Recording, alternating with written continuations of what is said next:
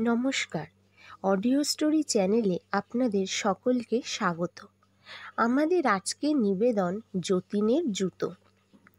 যতীনের নতুন জুতো কিনে এনে তার বাবা বললেন, এবার যদি অমন করে জুতো নষ্ট করো তবে ওই ছেঁড়া জুতোই পরে থাকবে। যতীনের চটি লাগে প্রতি মাসে এক জোড়া। ধুতি তার দুদিন যেতে না যেতেই ছিঁড়ে যায়। কোনো জিনিসে তার যত্ন নেই। বইগুলি সব মলার ছেঁড়া, কোণ দুমড়ানো, স্লেটটা উপর থেকে নিচ পর্যন্ত ফাটা। স্লেটের পেন্সিলগুলি সর্বদাই তার হাত থেকে পড়ে যায়, কাজেই ছোট ছোট টুকরো টুকরো। আর একটা তার মন্দ অভ্যাস ছিল, লেড পেন্সিলের গোড়া চিবানো। চিবিয়ে চিবিয়ে তার পেন্সিলের কাঠটা বাদামের খোলার মতো খেয়ে গিয়েছিল। তাই দেখে ক্লাসের মাস্টারমশাই বলতেন, তুমি কি বাড়িতে ভাত খেতে পাও না? নতুন চটি পায়ে দিয়ে প্রথম দিন যতীন খুব সাবধানে রইল, পাছে ছিঁড়ে যায়। সিঁড়ি দিয়ে আস্তে আস্তে নামে, চৌকার ডিঙোবার সময় সাবধানে থাকে যাতে না ঠোক্কর খায়, কিন্তু ওই পর্যন্তই। দুদিন পরে আবার যেই সেই। চটির মায়া ছেড়ে দূর দূর করে সিঁড়ি নামা, যেতে যেতে 10 বার হোঁচট খাওয়া সব আরম্ভ হলো। কাজেই 1 মাস যেতে না যেতে চটির একটা পাশ একটু হাঁ করল। মা বললেন, ওরে এই বেলা মুচি ডেকে সেলাই করা, না হলে একেবারে যাবে। কিন্তু মুচি ডাকা হয় না, চটির হাঁও বেড়ে চলে। একটি জিনিসের যতীন খুব যত্ন করত, সেটি হচ্ছে তার ঘুড়ি। যে ঘুড়িটা তার মনে লাগতো সেটিকে সে সযত্নে জোড়া তারা দিয়ে যতদিন সম্ভব টিকিয়ে রাখত। খেলার সময়টা সে প্রায় ঘুড়ি উড়িয়ে কাটিয়ে দিত। এই ঘুড়ির জন্য কত সময় তাকে তাড়া খেতে হতো। ঘুড়ি ছিঁড়ে গেলে সে রান্নাঘরে উৎপাত করত তার আঠা চাই বলে। ঘুড়ির লেজ লাগাতে কিংবা সুতো কাটতে কাঁচি দরকার হলে সে মায়ের সেলাইয়ের বাক্স ঘেঁটে রেখে দিত। ঘুড়ি উড়াতে আরম্ভ করলে তার খাওয়া দাওয়া মনে থাকতো না। সেদিন যতীন স্কুল থেকে বাড়িতে ফিরছে ভয়ে ভয়ে। গাছে চড়তে গিয়ে তার নতুন কাপড়খানা অনেকখানি ছিঁড়ে গেছে।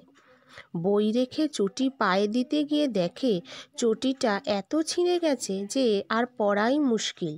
কিন্তু সিঁড়ি নামবার সময় তার সে কথা মনে রইল না। সে 2-3 সিঁড়ি ডিঙিয়ে নামতে লাগলো। শেষকালে চটির হাঁ বেড়ে বেড়ে সমস্ত দাঁত বের করে ভ্যাংচাতে লাগলো। যেমনি সে শেষ 3টে সিঁড়ি ডিঙিয়ে লাফিয়ে পড়েছে, অমনি মাটিটা তার পায়ের নিচ থেকে সুরুত করে সরে গেল, আর ছেঁড়া চটি তাকে নিয়ে সাঁই সাঁই করে শূন্যের উপর দিয়ে কোথায় যে ছুটে চলল তার ঠিক ঠিকানা নেই। ছুটতে ছুটতে ছুটতে ছুটতে চটি যখন থামল, তখন যতীন দেখল সে কোন অচেনা দেশে এসে পড়েছে। সেখানে চারিদিকে অনেক মুচি বসে আছে। তারা যতীনকে দেখে কাছে এলো। তারপর তার হাত পা থেকে ছেঁড়া চটিগুলো খুলে নিয়ে সেগুলো যত্ন করে ঝাড়তে লাগলো। তাদের মধ্যে একজন একটু মাতব্বর গোছের।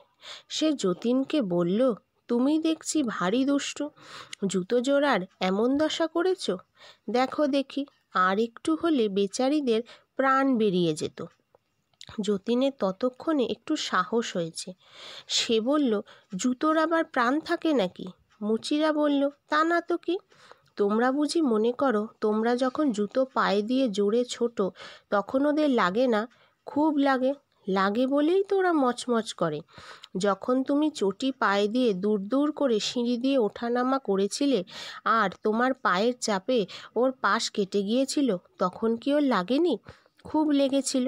সেই জন্যই ও তোমাকে আমাদের কাছে নিয়ে এসেছে। যত রাজ্যের ছেলেদের জিনিসপত্রের ভার আমাদের উপর, তারা সেসবের অযত্ন করলে আমরা তাদের শিক্ষা দিই। মুচি যতীনের ছেঁড়া চটি দিয়ে হাতে দিয়ে বলল, নাও সেলাই করো। যতীন রেগে বলল, আমি জুতো সেলাই করি না, মুচিরা করে। মুচি একটু হেসে বলল, এ কি তোমাদের দেশ পেয়েছ যে করব না বললেই হলো? এই ছুঁচ সুতো নাও, সেলাই করো। যতীনের রাগ তখন অনেক কমে এসেছে। তার মনে ভয় হয়েছে। সে বলল, আমি জুতো সেলাই করতে জানি না। মুচি বলল, আমি দেখিয়ে দিচ্ছি, সেলাই তোমাকে করতেই হবে। যতীন ভয়ে ভয়ে জুতো সেলাই করতে বসলো। তার হাতে ছুঁচ ফুটে গেল, ঘাড় নিচু করে থেকে থেকে ঘাড়ে ব্যথা হয়ে গেল। অনেক কষ্টে সারাদিনে এক পাটি চটি সেলাই হলো। তখন সে মুচিকে বলল, কাল অন্যটা করব, এখন খিদে পেয়েছে। মুচি বলল, সে কি, সব কাজ শেষ না করে তুমি খেতেও পাবে না, ঘুমোতেও পাবে না। এক পাটি চটি এখনও বাকি আছে। তারপর তোমাকে আস্তে আস্তে চলতে শিখতে হবে, যেন আর কোনো জুতোর উপর অত্যাচার না করো। তারপর দর্জির কাছে গিয়ে ছেঁড়া কাপড় সেলাই করতে হবে। তারপর আর কি কি জিনিস নষ্ট করো দেখা যাবে। যতীনের তখন চোখ দিয়ে জল গড়িয়ে পড়ছে। সে কাঁদতে কাঁদতে কোনো রকমে অন্য চটিটা সেলাই করলো। ভাগ্যে এ পাটি বেশি ছেঁড়া ছিল না।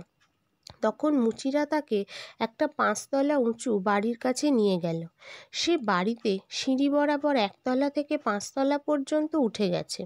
তারা যতীনকে সিঁড়ির নিচে দাঁড় করিয়ে দিয়ে বলল, যাও, একেবারে 5 তলা পর্যন্ত উঠে যাও, আবার নেমে এসো। দেখো, আস্তে আস্তে একটি একটি সিঁড়ি উঠবে নামবে। যতীন 5 তলা পর্যন্ত উঠে গিয়ে নেমে এলো। সে নিচে আসলে মুচিরা বলল, হয়নি, তুমি 3 বার দুটো সিঁড়ি একসঙ্গে উঠেছ, 5 বার লাফিয়েছ, 2 বার 3টি করে সিঁড়ি ডিঙিয়েছ। আবার ওঠো, মনে থাকে যেন, একটুও লাফাবে না, একটাও সিঁড়ি ডিঙোবে না। এতটা সিঁড়ি উঠে নেমে যতীন বেচারির পা টনটন করছিল। সে এবার আস্তে আস্তে উপরে উঠল, আস্তে আস্তে নেমে এলো। তারা বলল, আচ্ছা, এবার মন্দ হয়নি, তাহলে চলো দর্জির কাছে। এই বলে তারা তাকে আর একটা মাঠে নিয়ে গেল, যেখানে খালি দর্জিরা বসে সেলাই করছে। যতীনকে দেখেই তারা জিজ্ঞেস করল, কি কি ছিঁড়েছ? মুচিরা উত্তর দিল, নতুন ধুতিটা দেখো কতটা ছিঁড়ে ফেলেছে। দর্জিরা মাথা নেড়ে বলল, বড় অন্যায়, বড় অন্যায়, শিগগির সেলাই করো। যতীনের আর কথা বলবার সাহস হলো না। সে ছুঁচ সুতো নিয়ে ছেঁড়া কাপড় জুড়তে বসে গেল। সবে মাত্র 2 ফোঁড় দিয়েছে, অমনি দর্জিরা চেঁচিয়ে উঠল, ওকে কি সেলাই বলে, খোলো খোলো। অমনি করে বেচারি যতবার সেলাই করে ততবার তারা বলে, খোলো খোলো। শেষে সে একেবারে কেঁদে ফেলে বলল, আমার বড্ড ঘুম পেয়েছে, বড্ড খিদে পেয়েছে, আমাকে বাড়ি পৌঁছে দাও, আমি আর কখনো কাপড় ছিঁড়ব না, ছাতা ছিঁড়ব না। তাতে দর্জিরা হাসতে হাসতে বলল, খিদে পেয়েছে, তা তোমার খাবার জিনিস তো আমাদের কাছে ঢের আছে। এই বলে তারা তাদের কাপড়ের দাগ দেওয়ার পেন্সিল কতগুলো এনে দিল। তুমি তো পেন্সিল চিবোতে ভালোবাসো, এইগুলো চিবিয়ে খাও, আর কিছু আমাদের কাছে নেই। এই বলে তারা যার যার কাজে চলে গেল। শ্রান্ত ক্লান্ত হয়ে যতীন কাঁদতে কাঁদতে মাটিতে শুয়ে পড়ল। এমন সময় আকাশে বোঁ বোঁ করে কিসের শব্দ হলো, আর যতীনের তালি দেওয়া সাধের ঘুড়িটা গোঁত খেয়ে এসে তার কোলের উপর পড়ল। ঘুড়ি ফিসফিস করে বলল, তুমি আমাকে যত্ন করেছ, তাই আমি তোমাকে সাহায্য করতে এসেছি, শিগগির আমার লেজটা ধরো। যতীন তাড়াতাড়ি ঘুড়ির লেজ ধরল। অমনি ঘুড়িটা তাকে নিয়ে শোঁ করে আকাশে উঠে গেল। সেই শব্দ শুনে দর্জিরা বড় বড় কাঁচি নিয়ে ছুটে এলো ঘুড়ির সুতোটা কেটে দিতে। হঠাৎ ঘুড়ি আর যতীন জড়াজড়ি করে নিচের দিকে পড়তে লাগলো। পড়তে পড়তে যেই মাটিটা ধাঁই করে যতীনের মাথায় লাগলো, অমনি সে চমকে উঠল। ঘুড়িটা কি হলো কে জানে। যতীন দেখল সে সিঁড়ির নিচে শুয়ে আছে, আর তার মাথায় ভয়ানক বেদনা হয়েছে। কিছুদিন ভুগে যতীন সেরে উঠল। তার মা বলতেন, আহা, সিঁড়ি থেকে পড়ে গিয়ে কি ভোগানিতেই বাছা আমার দুর্বল হয়ে গেছে। সে স্ফূর্তি নেই, সে লাফিয়ে ঝাঁপিয়ে চলা নেই, কিছুই নেই। তা নইলে 1 জোড়া জুতো 4 মাস যায়। আসল কথা, যতীন এখনও সেই মুচিদের আর দর্জিদের কথা ভুলতে পারেনি।